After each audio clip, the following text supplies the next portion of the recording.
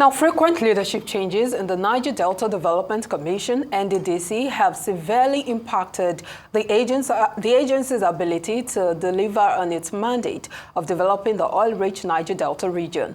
Since its establishment in 2000, the NDDC has seen a revolving door of managing directors, with multiple short-lived tenures undermining long-term planning and project execution. These constant leadership shifts have led to policy discontinuity, delayed projects, and uncoordinated development efforts, leaving much of the region's critical infrastructure incomplete.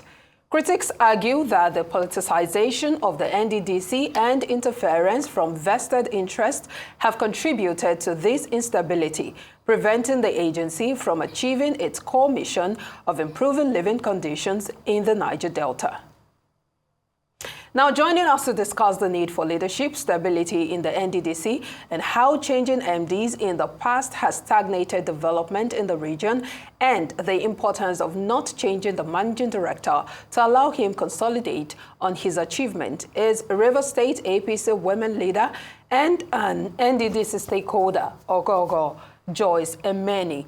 Thank you for joining us. Good afternoon. Good afternoon. Yeah, interesting development in the NDDC, especially coming from the update from the presidency that President Tinubu has now scrapped the Ministry of Niger Delta. The Niger Delta Ministry has now been scrapped, and the president is now saying that all regional development commissions, such as the Niger Delta Development Commission and other, commissions, will be overseen by the Ministry of Regional Development. How do you see this impacting the NDDC and especially the Niger Delta region in general? Well, because of the Renew Hope agenda of the President Bola Tinubu, the women in general, APC, have decided to make a pledge that one of the ways forward to ensure that the region is stable, we want to appeal to the President to make it a possibility for us to have Samuel Obruku as the managing director. For a long while, it's been difficult for us to have a substantial board stable to stabilize peace, unity to the region. This is the very first time we have seen changes, peace that has come to be. Samuel Obruku, as a matter of fact, is a grassroots son of the region, and with his antecedent synergy of working with the region, we have come to realize that we appeal to the president to make him have stability of this tenure for him to actualize his goals. In fact, we have given him kudos in several times because of his force for building progress to the Niger Delta region. He has opened doors policy that led to numerous projects, including, I'm not missing words. He has commissioned hundreds of projects across the 9 states of the region. If you want to follow with me, he commissioned 100 project inclusive of a 2.7 kilometer Ogbianembe road benefiting 14 communities, having to benefit that particular environment. He didn't stop there. He has further gone to Akwa Ibom to commission a 132 kVA transmission line, a substation in Ondo State, 8.7 kilometer in Akwa Ibom State. I'm happy that the capacity Senate president is from Akwa Ibom. If you go to Akwa Ibom State today, the Senate president can testify that, yes, Samuel Obruku has been just one man who understood the pain of the region. In fact, let me expatiate beyond this scope.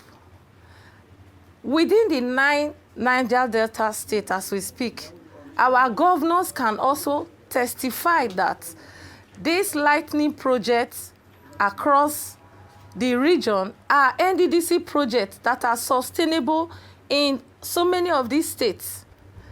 He has anchored so many projects, so we are appealing to the president at this point in time that we as APC women across the Niger Delta are keen under the developmental projects of Samuel Obruku. We appeal to President Bola Ahmed Tinubu that because of the agenda of this Renew Hope and that the managing director at the moment is working in accordance with this process, we'll appeal to him to shun calls that are coming for his sack, that he should shun all of those.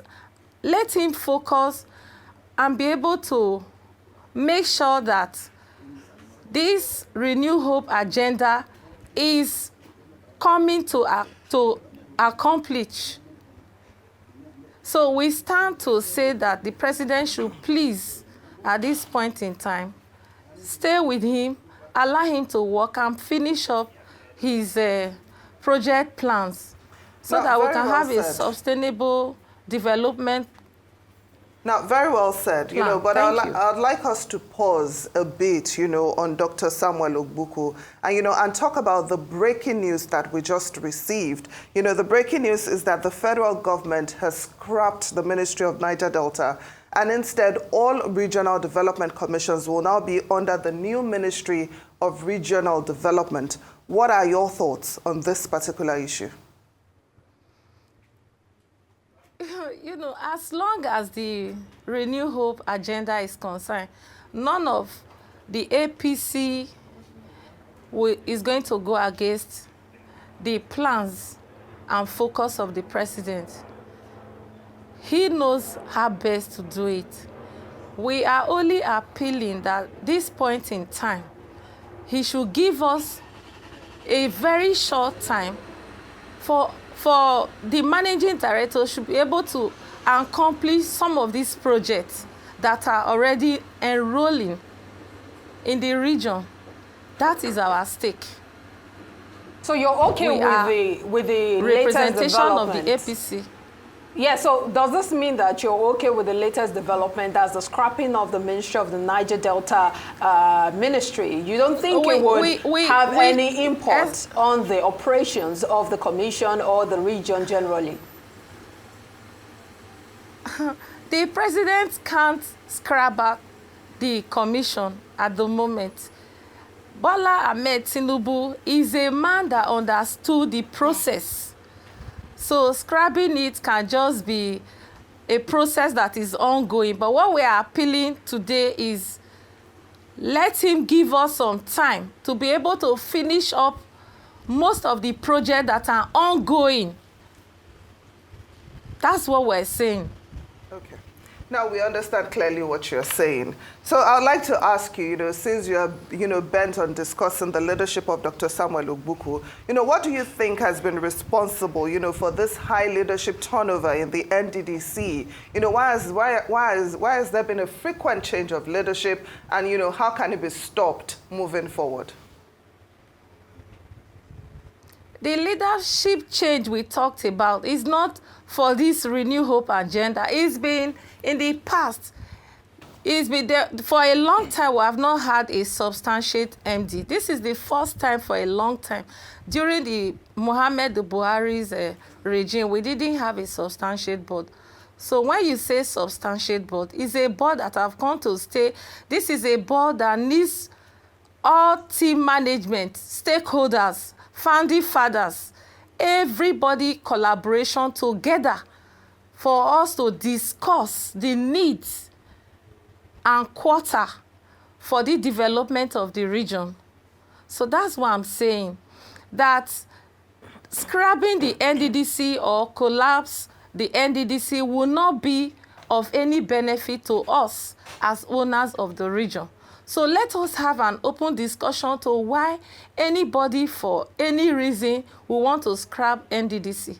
You know, there were no talks it's not in about our place for NDDC to be scrapped. All right, sorry to butt in, but there were no talks about scrapping the NDDC. The report is that the federal government is now scrapping or has now scrapped the Ministry of Niger Delta. The commission remains, but all that has to do with the commission and other related commissions will now be managed by the newly created Ministry of Regional Development. I don't know if you understand this point, but I'd like also to bring your attention to some of the challenges that have been pointed out, especially that have been hindering the development of the region. For instance, the one you just talked about, the high turnover of leaders in that commission, and then also the issue of exploitation. Host communities have talked about the percentage that comes to them. They've always advocated for an increase to at least 10%. I'd like to hear your thoughts on that and how achievable you think it is.